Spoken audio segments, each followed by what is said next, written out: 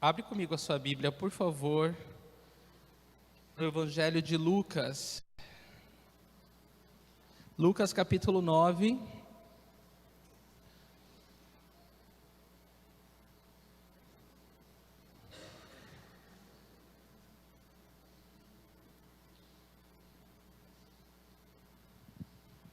Lucas capítulo 9, versículos de 37 a 45.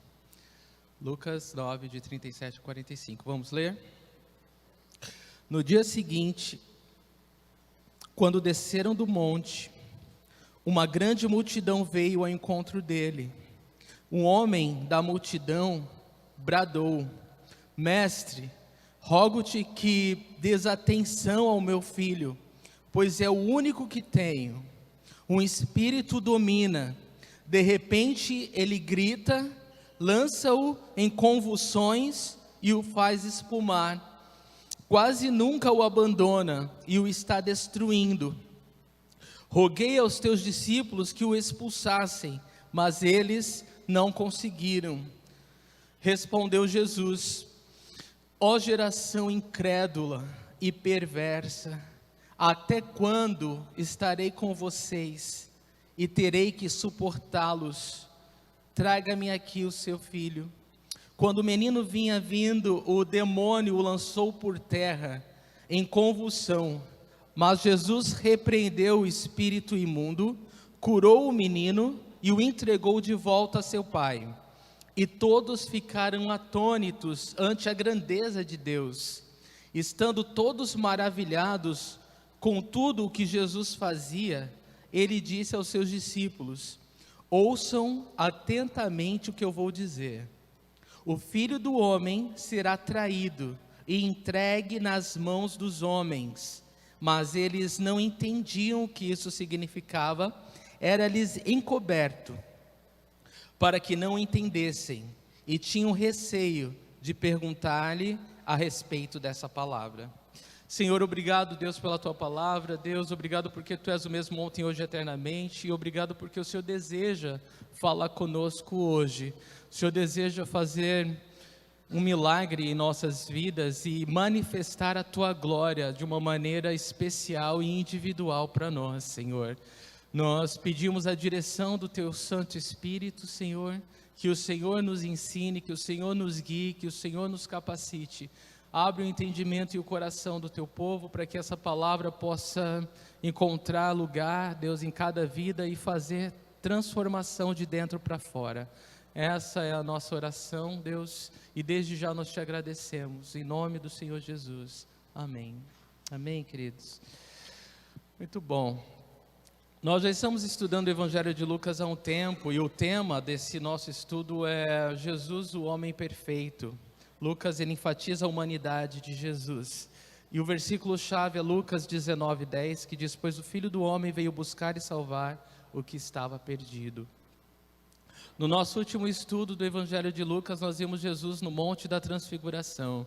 Jesus, ele foi transfigurado diante de Pedro, João e Tiago.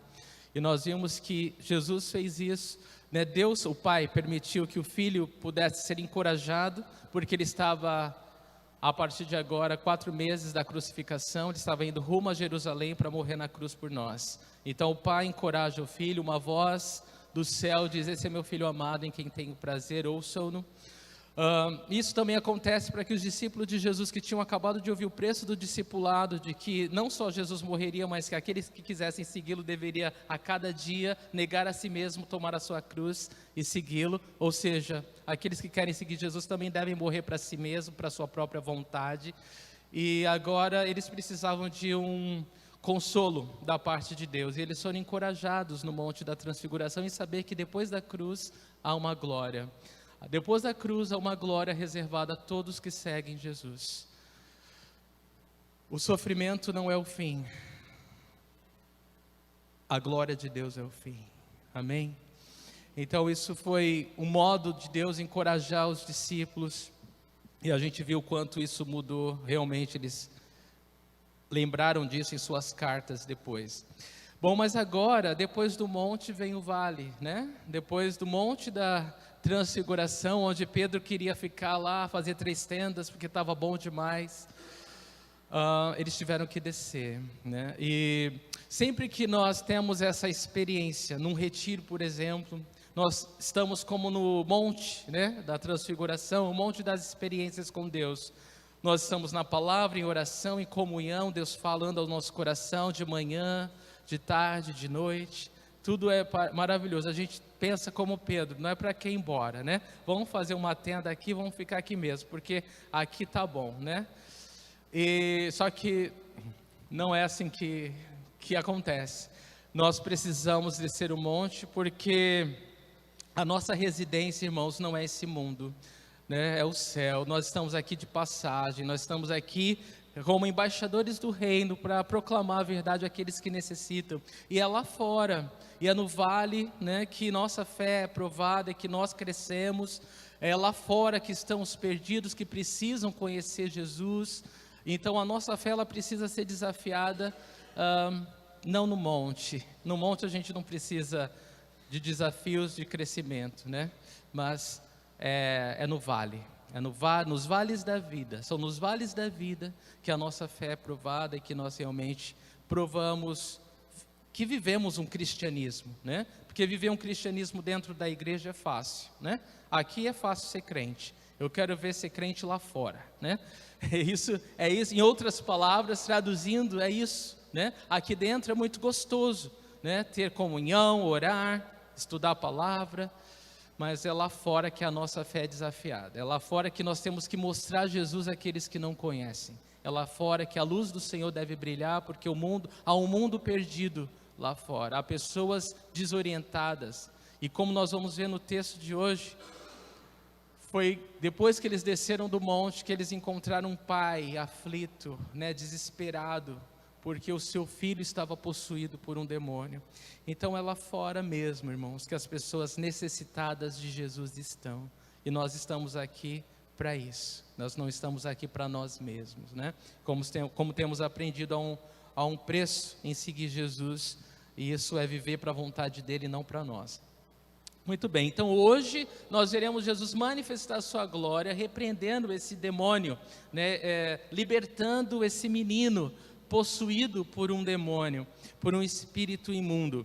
A palavra, como nós lemos, é Lucas 9, de 37 a 45, e a mensagem é: se creres, verás a glória de Deus. Então, aproveitando que Jesus manifestou a sua glória no monte, nós podemos lembrar que se nós crermos, nós veremos a glória de Deus em qualquer situação da nossa vida. Não importa quão feia essa situação seja, quão difícil, mas se cremos no Senhor, nós veremos a glória dele. Antes de nós começarmos o versículo, eu quero só lembrá-los do que Jesus ele diz aqui, tá? Jesus, nessa passagem, ele mostra uma certa frustração, uma certa tristeza, porque ele estava prestes a ir para a cruz. Ele já tinha ensinado seus discípulos tantas coisas sobre fé, principalmente fé. Ele tinha dado poder já a eles para repreender demônios, e eles tiveram experiências maravilhosas com o Senhor. Eles voltaram relatando o que Deus tinha feito por meio deles. Só que aqui nós vemos não só esse grupo de discípulos de Jesus fracos, sem poder expulsar um demônio. Jesus ele está falando do reino, ele está falando da glória, ele está falando de discipulado, de seguir, e eles continuavam egoístas, olhando, se você seguir a leitura do capítulo, eles estão discutindo, a preocupação deles, quem é maior entre nós, e tudo isso é muito frustrante, é muito decepcionante. Jesus está indo para a cruz pagar o preço dos pecados, eles estão preocupados quem é maior, quem é melhor que o outro, e tudo isso mexia com o Senhor. Irmãos, sem fé é impossível agradar a Deus. Nós nunca vamos agradar a Deus se nós não cremos em quem Ele é e no que Ele diz na sua palavra. E essa é a frustração do Senhor. Deus, Ele espera a fé de nós. Deus espera a fé da sua igreja. Jesus espera a fé dos seus seguidores. É o mínimo, é a única coisa que Ele espera de nós, é fé. Porque sem fé é impossível agradar o Senhor. Amém? Então, muito bem. Então, falado isso, nós podemos começar. Versículos 37 e 38. No dia seguinte, quando desceram do monte, uma grande multidão veio ao encontro dele. Um homem da multidão bradou: Mestre, rogo-te que dês atenção ao meu filho, pois é o único que tenho. Muito bem, então eles passaram a noite no monte, que noite gloriosa eles tiveram. Mas quando desceram do monte, havia uma multidão desesperada já no pé do monte, esperando Jesus. E no meio da multidão tinha um homem, um pai. Havia um pai no meio dessa multidão, e esse pai estava aflito, esse pai estava desesperado, e ele fala: Mestre, eu rogo-te, eu te imploro, que dês atenção ao meu filho, pois é o único que tenho. Então, nós vimos o Jesus, o unigênito do pai descendo do monte, um pai também ali desesperado, porque tinha um outro filho único ali, que estava sendo atormentado por um demônio. E esse pai, ele implora a Jesus atenção para o seu filho, porque é o único filho que ele tem. Então você imagina o amor que esse pai e o desespero desse pai. Antes da gente seguir, irmãos, é importante lembrarmos que nós vivemos para o Senhor e não para nós mesmos. E não, embora as experiências nos montes sejam importantes para a nossa fé, são nos vales que nós precisamos encontrar as pessoas que precisam de Jesus. E as batalhas, elas acontecem no vale também, tá bom? Versículo 39, um espírito domina, o pai disse, de repente ele grita, lança-o em convulsões e o faz espumar, quase nunca o abandona e o está destruindo. Então olha o relato do pai sobre o que estava acontecendo com o filho dele. Ele diz que de repente esse espírito imundo, esse demônio tomava o menino, lançava em convulsões e o fazia espumar. Imagina, espuma saindo pela boca desse jovem, e quase nunca o abandona, ou seja, a maior parte das vezes o menino estava possuído pelo demônio, e o está destruindo. A gente sabe que o diabo realmente ele quer roubar, matar e destruir, não tem outra coisa, não tem outra função, né? E ele estava determinado em destruir essa alma, essa vida. A gente sabe que nós temos o inimigo espiritual, o diabo, o adversário. Ele nos odeia, porque o homem foi feito à imagem e semelhança de Deus, e tudo que lembra Deus é odiado pelo diabo. E é por isso que o inimigo está tão determinado em destruir o homem, em desfigurar o homem, em acabar com o homem, porque ele olha para o homem, ele vê Deus. E a gente vai aprender alguma coisa com Jesus nessa história. É claro que essa descrição lembra um ataque epilético, é interessante, né? Essa convulsão, essa espuma pela boca, nos lembra a imagem de um ataque epilético. Isso não quer dizer que toda a crise epilética, né, ou de epilepsia, é causada por um demônio, mas essa aqui essa em especial era, né? E a gente olha a Bíblia e vê quantos males os demônios eles causavam às pessoas, né? De todo tipo que você imagina. Os demônios eles podem causar qualquer tipo de mal. Nesse caso não era fisiológico, embora muitas enfermidades, né, em sua maioria seja fisiológica, nesse caso era espiritual mesmo, tá bom? Nesse caso era espiritual mesmo, era o demônio que fazia aquilo. Então após o monte da transfiguração, o vale, um pai desesperado, lá os santos gloriosos, né, e aqui um pai aflito, né? Um lunático, alguém surrado pelo inimigo, e também discípulos, né? Estavam ali fracos, sem poder expulsar aquele demônio. E tudo que o pai queria é que Jesus ele fizesse alguma coisa pelo filho dele. No versículo 40 nós lemos o seguinte: o pai continua o seu discurso e diz que roguei aos teus discípulos que o expulsassem, mas eles não conseguiram. Então, aparentemente, os 9 discípulos que ficaram e não subiram no monte com Jesus, estavam ali embaixo esperando Jesus voltar. E esse pai, né, no meio dessa multidão, trouxe seu filho e eles não conseguiram expulsar o demônio. E eles não conseguiram expulsar. E a gente vai ver o que Jesus vai falar sobre isso. A gente lê em Lucas capítulo 9, versículo 1, que eles haviam recebido autoridade da parte do Senhor para repreender demônios. Eu vou ler para você Lucas 9, 1. Reunindo os 12, Jesus deu-lhes poder e autoridade para expulsar todos os demônios e curar doenças. Então não haveria, né, teoricamente, dificuldade nenhuma para eles, porque eles iam usar a autoridade que eles têm no nome de Jesus. Eles iam usar o poder que eles receberam no nome de Jesus. E por que eles não conseguiram? Essa era a pergunta que eles mesmos fizeram para Jesus, e Jesus, Lucas não conta os detalhes, mas Mateus nos conta nessa mesma passagem que Jesus levou eles de lado, respondeu a pergunta deles. Eles falaram: mestre, por que a gente não conseguiu expulsar? Ele falou: porque a fé que vocês têm é pequena. O problema deles era a falta de fé. Não era porque eles não tinham poder em si mesmo, unção em si mesmo, era simplesmente pela falta de fé. E Jesus, ele diz o seguinte, mas antes de ler o que Jesus falou, eu quero ler Efésios 6,12 e lembrá-los que a nossa luta não é contra a carne ou sangue, mas é espiritual. Efésios 6,12 diz o seguinte: pois a nossa luta não é contra seres humanos, mas contra os poderes e autoridades, contra os dominadores deste mundo de trevas, contra as forças espirituais do mal nas regiões celestiais. Quando nós lemos nesse versículo poderes e autoridades, é o mesmo que principados e potestades. Isso está falando de uma hierarquia angelical, uma hierarquia demoníaca.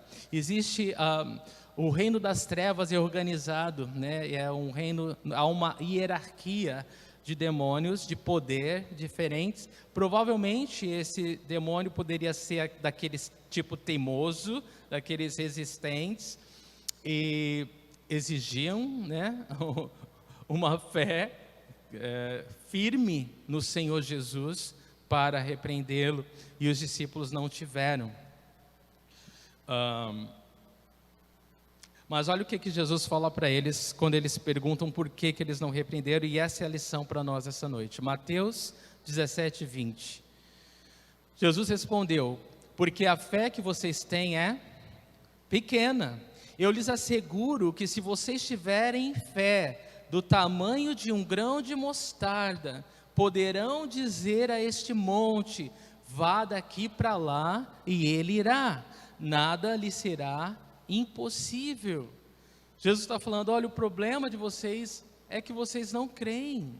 O problema de vocês é falta de fé mesmo. E Jesus deixa claro que essa falta de fé está relacionada a não conhecer profundamente quem Jesus é. Porque eles andavam com Jesus, já tinham tido experiências com o Senhor, eles viram Jesus multiplicar pães, peixes, a compaixão que Jesus tinha pela multidão, e eles continuavam presos em si mesmos, disputando quem é o maior, egoístas. Faltava a eles parar de olhar para si e olhar para Jesus. E é isso que limita a nossa fé, irmãos. Vocês querem saber o que limita a nossa fé? Seja que área for, qualquer batalha que a gente encontre, é quando nossos olhos estão presos no nosso ego, em nós mesmos. Quando nós não queremos tirar os olhos de nós, até da nossa limitação, e colocar na grandeza de Deus, confiar em quem Jesus é, e o que a palavra diz que Ele é, no que Jesus faz, que Ele é o mesmo ontem, hoje e eternamente. O poder dEle não muda. Ele continua soberano, Ele continua acima dos principados e potestades. Se você crê, Jesus está falando, se você tiver a fé do tamanho de um grão de mostarda, até transportar uma árvore de um lugar para o outro, ela vai te obedecer. Jesus está falando: não há impossível ao que crê. Vocês não estão conseguindo, porque vocês não estão crendo. E ele completa no versículo 21, lá em Mateus 17, 21, mas esta espécie só sai pela oração e jejum. Então Jesus, ele deixa claro, essa hierarquia, ela existe, os poderes podem mudar, né? Eles podem ser diferentes, podem ter demônio insistente, teimoso, chato, que vai testar a tua fé mesmo. Não sei se vocês já tiveram experiência em expulsar demônios, mas tem demônio que finge que não está lá e está. Tem demônio que se faz de teimoso, né? E tudo isso Deus permite para ir refinando a nossa fé. Porque se você prestar atenção, há libertações que são imediatas e há libertações que é um processo de libertação. A pessoa, mas nesse processo, a pessoa que está sendo endemoniada, ela aprende a confiar no Senhor. Porque só quando essa pessoa, ela reconhece quem Jesus é e ela guarda Jesus no coração dela, o Espírito Santo faz morada nela, o diabo não tem mais poder nem acesso àquela vida. Mas há um processo nisso, né? E é um desafio, um processo também na nossa fé, porque muitas vezes você quer expulsar o demônio na tua própria força. Quando o demônio zomba de você, quando o demônio faz gracinha, você fica irado e você quer arrancar, você quer até bater na pessoa, né? Porque você pensa que é pessoal, mas não é espiritual, é o demônio.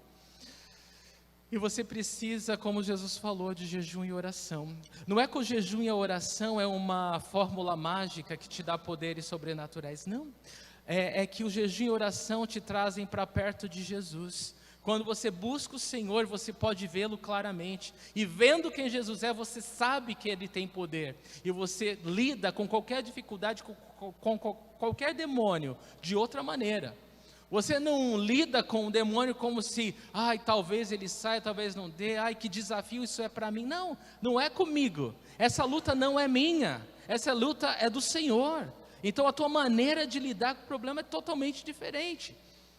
Você está forte espiritualmente. Você está forte por quê? Porque você está em oração. Você está perto do Senhor. Você está olhando para o Senhor. Você está confiando no poder do Senhor. Você não está tomando a luta pessoal. Você está entregando na mão do Senhor.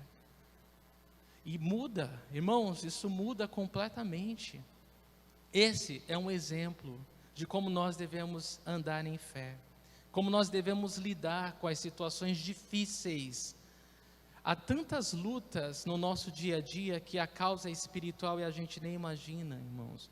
E a gente atribui a culpa às pessoas, a gente toma como algo pessoal, a gente viaja, né? A gente fica totalmente perdido. Mas tudo mudaria se você tivesse uma vida de oração e de jejum. Porque você enxergaria o que está por trás das situações. Deus, Ele nos dá discernimento espiritual. Irmãos, eu posso ser muito sincero, é o que falta para a igreja de Jesus hoje, é discernimento espiritual. Nós estamos levando o cristianismo muito superficial, nós estamos levando o cristianismo, vamos ser sinceros, na nossa força, porque nós não lemos, nós não oramos, e nós queremos que tudo aconteça, queremos que a nossa vida seja tudo possa fluir, né? O mar tem que se abrir na nossa frente quando a gente pisa, mas a gente não anda com Deus, a gente não ora, a gente não fala com Deus, a gente não medita na palavra dEle, e aí a gente procura culpados quando as coisas não acontecem, a gente se frustra quando as coisas não acontecem, mas Deus nos chama a uma vida de intimidade com Ele, de jejum e oração, de caminhada. Irmãos, olha, nós nunca tivemos um tempo, né, nós cristãos, a igreja de Jesus, tão difícil como que estamos vivendo. Há uma gama de informações que nós recebemos pelos celulares diariamente. Há tantos assuntos e tanta superficialidade, não é? Em todas as áreas da vida, que nós simplesmente aprendemos a não se importar com nada, né? Nós vivemos num mundo paralelo, mas existe um mundo real, existe uma luta que é real, existe um inimigo real, a nossa vida é espiritual, e nós estamos tão desconectados dessa vida espiritual, irmãos, porque estamos distraídos com o dia a dia, distraído com tanta coisa que a gente quer fazer. É incrível que quanto mais tecnologia a gente tem, mais ocupado a gente fica e menos tempo para Deus a gente tem. Tem alguma coisa errada. aqui, ó, no nosso coração. O erro, o problema está aqui dentro de nós, no nosso coração. A gente precisa ser humilde e se arrepender. A gente precisa buscar a Deus. A gente precisa falar: Senhor, eu quero abrir mão disso que me distrai, disso que me tira da tua presença, disso que tenta ocupar o meu tempo longe do Senhor. E, irmãos, vamos ser sinceros, enquanto essa mudança não acontecer, as coisas vão continuar assim, difíceis, e a gente vai procurar culpados, e nós vamos viver um cristianismo superficial, né? Superficial. A gente sabe quem é Jesus, sabe o que Ele fez por nós, ama Jesus, porque Ele nos amou primeiro. O Espírito Santo habita em nós, mas sem poder, semelhante àqueles 9 discípulos que estavam no pé do monte, tentando expulsar um demônio sem conseguir. E Jesus se frustra. Jesus fala: até quando eu vou ficar com vocês? Quando vocês vão aprender a confiar em mim? Quando? Quando vocês vão realmente crer que eu sou quem eu sou? Jesus, ele não se frustra porque ele espera alguma coisa que eles pudessem fazer sozinhos. Tudo que Jesus quer é que eles confiem em quem Jesus é. É só isso. Então Jesus fala: essa espécie só sai com oração e jejum. A oração e jejum aproxima o nosso coração de Deus, nos permite olhar com os olhos de Deus e confiar, ter uma fé forte em quem Jesus é. Isso é maravilhoso, irmãos. Há uma história, não sei quantos de vocês já ouviram. Jesus é carpinteiro e ele estava, isso é uma historinha, tá? Jesus, como carpinteiro, estava fazendo uma mesa, estava fazendo alguma coisa lá, e aí ele deixou um pedaço de metal, e o diabo veio e fez um monte de bagunça, né? Ele pegou o metal e fez um zigue-zague no metal. Vou estragar tudo que Jesus está fazendo. E foi embora. Aí quando Jesus veio, ele pegou simplesmente um serrote e começou a terminar o trabalho dele. Resumindo, Satanás, o diabo, as trevas, o inferno, eles não podem fazer nada contra o Senhor. Nada, absolutamente nada. Eles não são nem um arqui-inimigo páreo, eles não têm. Jesus é criador de tudo que é visível e invisível. Jesus está muito acima de tudo. O diabo, irmãos, ele, com todas as tentativas dele, ele só nos traz para mais perto do Senhor. Então essa caça que só sai com oração e jejum nada mais é do que Deus usando o próprio inimigo para nos trazer para perto do coração dele. As situações difíceis na nossa vida, elas só existem para nos aproximar do Senhor, para que a gente seja fortalecido espiritualmente. Então Deus vai usar o inimigo o quanto for necessário para ele completar a obra dele. Isso é maravilhoso, né? Só quem tem o poder mesmo, só Deus pode fazer isso. Então, esse fracasso dos discípulos, dos 9 que ficaram ali tentando expulsar o demônio e não conseguiram, ele ensinou eles alguma coisa. Ensinou eles a não entrarem em uma rotina mecânica no ministério. Sabe quando você, isso funciona dessa forma, você já nem ora mais, você faz no automático? Errado. Não é porque deu certo uma vez que você simplesmente vai pôr uma fórmula e falar: é assim que funciona, não preciso buscar mais a Deus. Errado.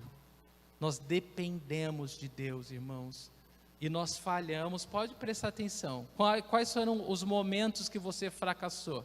Quando você deixou de confiar em Deus, quando você deixou de buscar a Deus, quando você não pôs Deus em primeiro lugar, quando você achou que agora eu sei, agora deixa comigo, agora eu dou conta. E aí a gente quebra a cara, tá? Então isso ensinou eles a grande superioridade de Jesus acima de todo o mal, inferno, diabo, demônios. Ensinou eles a desejar a presença de Jesus, porque é Jesus que tem o poder, não somos nós. E ensinou eles a vir a Jesus com todo tipo de problema, porque nós somos tão orgulhosos que nós tentamos resolver os problemas sozinhos. Jesus nunca é a primeira opção. Depois que a gente quebra a cara e não dá certo, depois da 10ª tentativa a gente se rende. A gente fala: eu vou trazer isso em oração, eu vou pedir ajuda de Deus. Você não precisa quebrar a cara dessa forma. Você pode, alguma coisa está diante do Senhor, já pegue como um hábito. Ora todo dia, lança diante do Senhor o que você vai fazer, entrega o teu dia ao Senhor, deixa Ele te conduzir, deixa o Espírito Santo guiar você, e você vai ver que vida diferente, que vida poderosa você vai viver.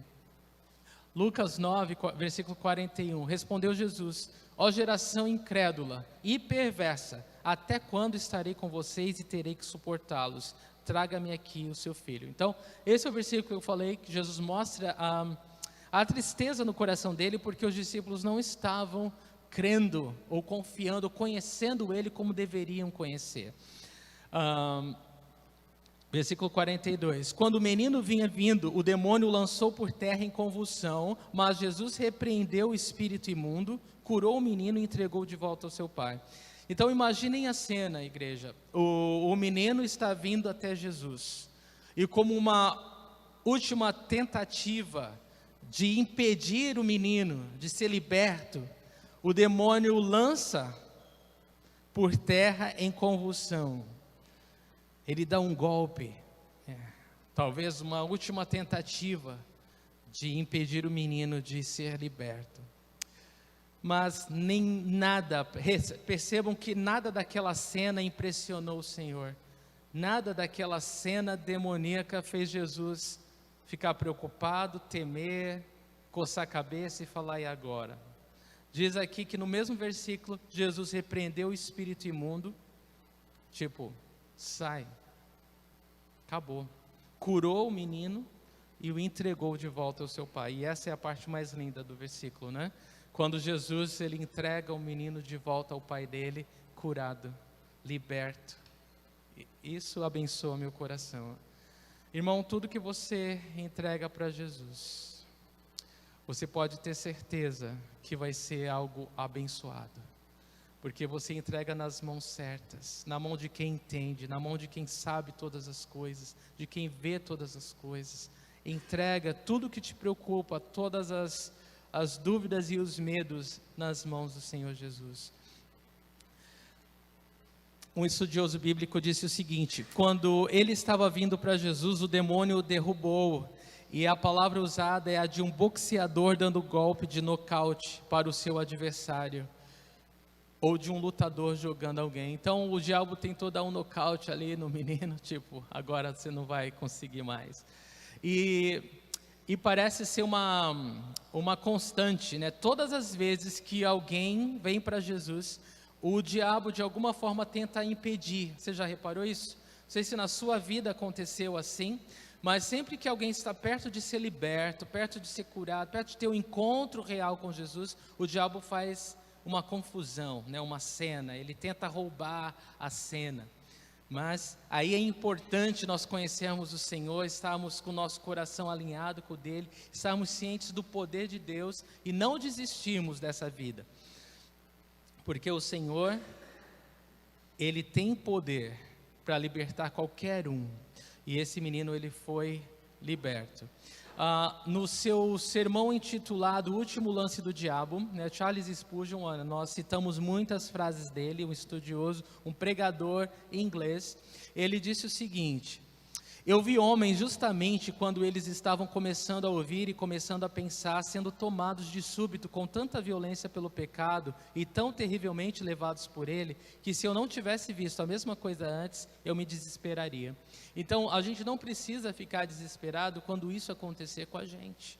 A gente sabe que vai acontecer e tudo bem. Deus é maior que toda aquela cena. Isso é para testar a tua fé também, é para você desistir. E algumas mentiras que Satanás usa para derrubar as pessoas, para não vir para Jesus, ele descreve nesse sermão, eu vou ler para você. Ele coloca na cabeça das pessoas: você não é eleito, tipo, quem é você? Você é um pecador muito grande, olha só o tipo de pecador que você é, tu acha que Jesus vai te querer? É tarde demais, ou seja, você não tem jeito, não adianta tentar, desista, né? Com você não vai dar certo. Isso não vai funcionar com você. E irmãos, não sei se com vocês acontece assim, mas muitas vezes essas mesmas frases o diabo lança como seta inflamada na nossa mente. E a gente pensa, a gente é tentado a pensar nisso, mas todas essas são mentiras do diabo para nos afastar e não crer no poder de Jesus Cristo, naquilo que o Senhor, que só Ele pode e quer fazer na nossa vida. Então nós temos que rejeitar esses pensamentos do inferno. Nós não devemos, não precisamos aceitar as mentiras do diabo. Há uma palavra que é viva, eterna, eficaz, mais afiada do que uma espada de 2 gumes, que penetra no mais profundo do nosso ser, capaz de separar a alma do espírito, junta de medula, e discernir as intenções do coração. Você tem a palavra de Deus para se agarrar, para confiar. Você não precisa aceitar a mentira, quando você tem uma verdade, quando você tem a verdade. Amém? Então se encha da palavra, e o diabo não vai encontrar lugar na tua mente para a mentira dele. Amém? Amém. Muito bem. Jesus, ele não se intimida, ele liberta o menino, devolve ele para o pai, e ele mais uma vez mostra que a palavra final vem do Senhor, né? Não é do diabo. E Jesus está pronto para ir para a cruz, porque foi na cruz que ele deu o golpe final no diabo. Você sabe disso, né? Que Jesus expôs o diabo publicamente, porque na cruz Jesus ele pregou, ele cancelou a escrita de dívida que nos era contrária, ou seja, todos os mandamentos quebrados, todos os pecados que nós cometemos contra o Senhor, Jesus ele pregou na cruz, né, com ele, com o corpo dele. Foi tudo pregado. Significa o quê? Que Satanás, ele foi despojado. Ele não tem mais acusação contra nós. Porque na cruz, Jesus, ele tomou nossos pecados para nos dar perdão de todos os nossos pecados. Então, ele desarmou o diabo. Antes o diabo, ele tinha como nos acusar, ele ainda é acusador, ele tenta. Embora ele não tenha mais poder, ele tenta, tá?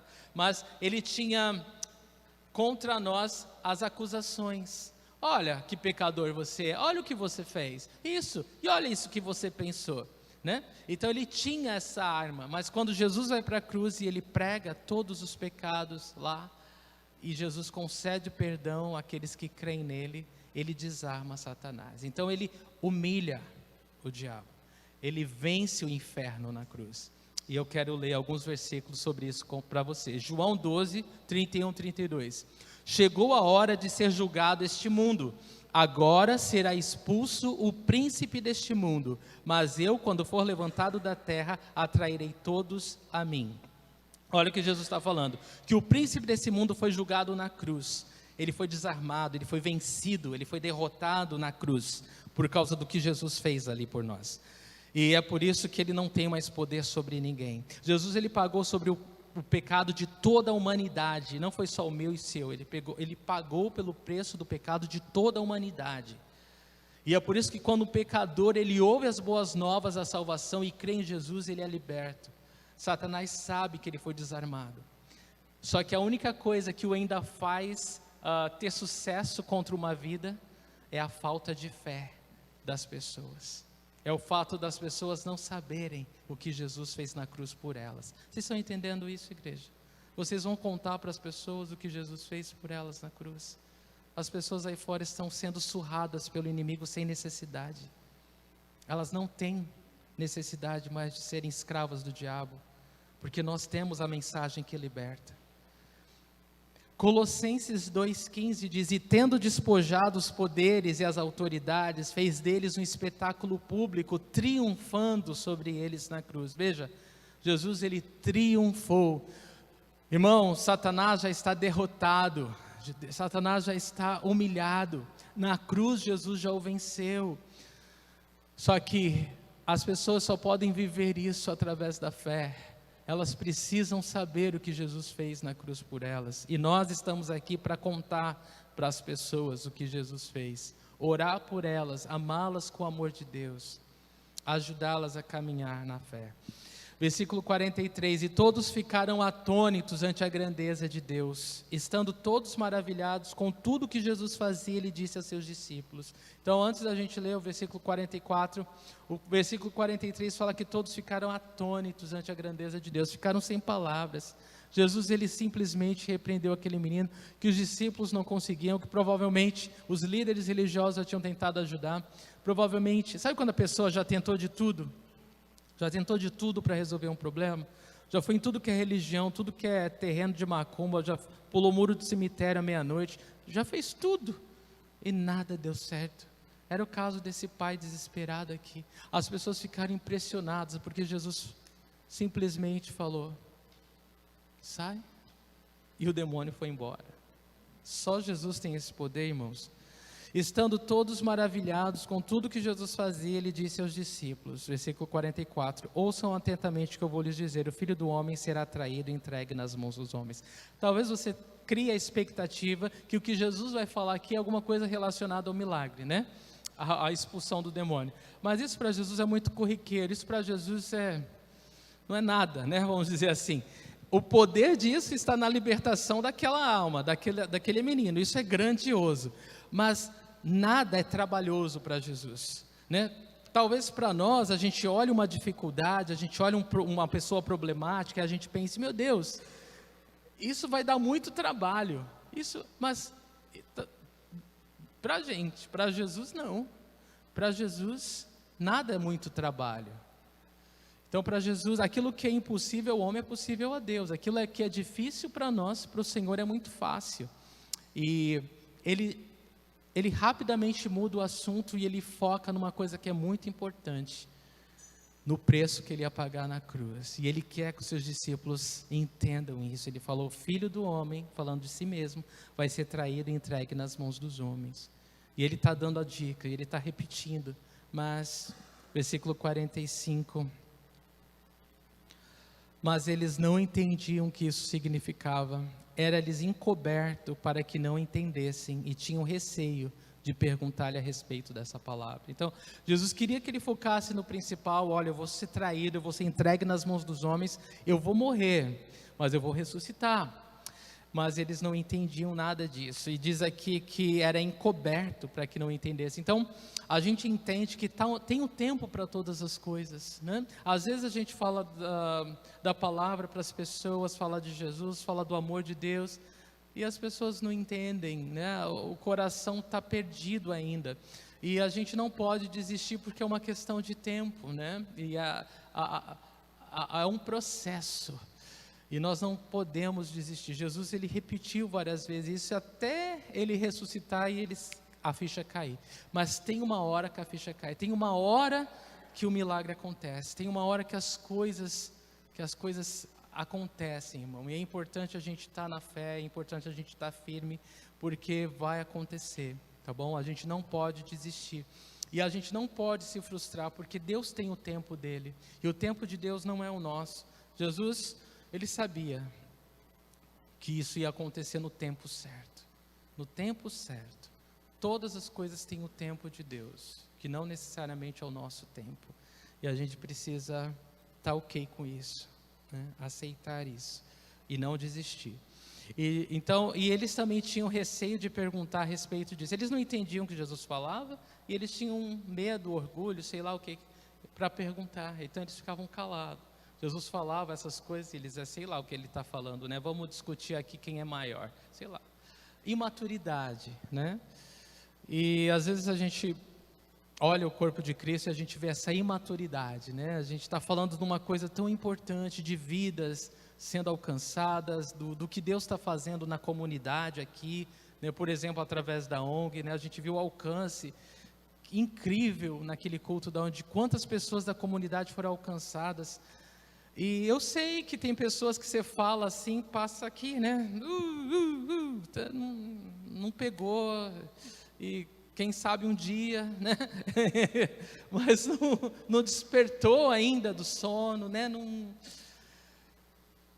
Nem ora, né? Nem sequer ora. Pode participar em oração, né? Poxa vida, mas é tão importante. A gente fala da importância das crianças do ministério infantil. Uma criança salva é uma vida inteira salva. Imagina quantas frustrações e decepções uma criança que conhece a Jesus não vai experimentar, porque ela agora anda com Jesus. E quando eu falo igreja, nós precisamos, todos nós, fazer parte do ministério infantil. Todos nós temos que orar. Os pais têm que ensinar as crianças, perguntar o que elas aprenderam, porque uma criança salva é uma vida inteira salva. Acordem. E ainda tem pai distraído. Então a gente continua orando, e a gente continua perseverando, e uma hora as coisas vão acontecer, para a glória de Deus, para a glória de Deus. O importante é não desistir. O importante é, à medida que nós vamos sendo despertos, a gente persevera, a gente vai perseverando, e a gente vai, pela fé, irmãos, contemplando a glória de Deus. E é isso que essa mensagem fala a respeito. Se você crê, você vai ver a glória de Deus. E é por isso que estamos aqui, é por isso que continuamos, porque nós conhecemos o Deus que servimos, e sabemos que se nós cremos, nós vamos ver a glória de Deus. Não adianta murmurar, não adianta reclamar, não adianta fazer nada disso, se frustrar. Cabe a nós orar, perseverar e confiar. Vamos ficar de pé e orar? Vamos, em nome de Jesus. Pai, obrigado, Senhor, pela Tua palavra, obrigado porque Tu és real, Jesus, na nossa vida, e eu oro, Deus, por um despertar espiritual no nosso meio. Eu oro que o Teu povo possa realmente crer em quem Tu és, Senhor. Eu oro que, se estamos vivendo uma religiosidade, Deus, um hábito de vir para a igreja, Deus, eu oro que o Senhor acabe com tudo isso, Deus. Eu clamo com fé, eu clamo como aquele que espera ver a glória de Deus e crê que vai ver a glória de Deus. Eu oro que de alguma forma o Senhor desperte Teu povo, Senhor. Eu oro que o Senhor traga tribulações, permita, Senhor, dificuldades, o que for necessário, para que nós possamos Te conhecer profundamente, Senhor. Para que nós não sejamos uma igreja nominal, mas o corpo vivo, ativo de Cristo na terra. Senhor, eu ouso fazer essa oração. Deus, desperta o Teu povo e faz em nós o Teu querer, a Tua vontade, Senhor. O nosso desejo é seguir Jesus. O nosso desejo, Senhor, é estar cada dia mais cheio do Senhor, maravilhado com a Tua pessoa, porque é só conhecendo o Senhor, quem Tu és, que a gente pode ver o que Tu fazes, Senhor. Eu oro por isso. Jesus, Senhor mesmo, nessa palavra, Senhor, o Senhor nos ensina isso. O Senhor quer que os Teus seguidores, os Teus discípulos Te conheçam. Conheça e confie em quem Tu és, Senhor. Que o Senhor é o Todo-Poderoso, que o Senhor é soberano, que o Senhor é o Deus que criou o que é visível e o invisível, sejam tronos, principados, potestades, o Senhor está acima de tudo isso. Senhor, eu oro que o Senhor desperte o Teu povo para essa fé, Senhor, para essa intimidade com o Senhor, e que o Senhor complete em nós e através de nós a boa obra que o Senhor começou. Eu oro que o Senhor traga-nos todos, ó Deus, a maturidade na fé, maturidade espiritual, Senhor, para que a gente possa andar como aqueles que foram convocados por Deus, chamados por Deus, Senhor, a correr a corrida proposta, Senhor, largando os pesos, os pecados, Senhor, aquilo que dificulta a corrida, Senhor. Eu oro por um avivamento, Senhor, eu oro por um grande despertar espiritual, a começar em mim, a começar em nós, Senhor. Desperta-nos individualmente e toda a igreja vai ser abençoada. Nos ajuda a aprender que não adianta murmurar, não adianta apontar o dedo para o outro, Senhor. A obra que o Senhor está fazendo é pessoal. A maturidade dessa fé é individual, Senhor. E quando nós, Deus, o avivamento acontecer em nós, ele vai acontecer ao nosso redor também, Pai. Nos ajuda a entender isso, Deus. Não é a igreja que tem problema, somos nós, Senhor. O problema está em nós, o problema está na nossa forma de ver as coisas, Senhor, de entender as coisas. Então nós oramos em fé, Senhor. e te agradecemos, em nome do Senhor Jesus Cristo. Amém. Irmãos, esse é um culto de oração. Nós não vamos demorar, mas por 15 minutinhos eu gostaria que você orasse. Eu queria que você clamasse, eu queria que você se unisse, né, a esse clamor mesmo. It echoed through the crowd on that day. Crucify him, so they all proclaimed. And the guilty one got up and walked away. Dragged before the soldiers and their swords, charged with being king and nothing more. A crown made not with gold but with thorns, a robe made not to honor but to scorn. Come on, as the church, come and see the victory of the cross.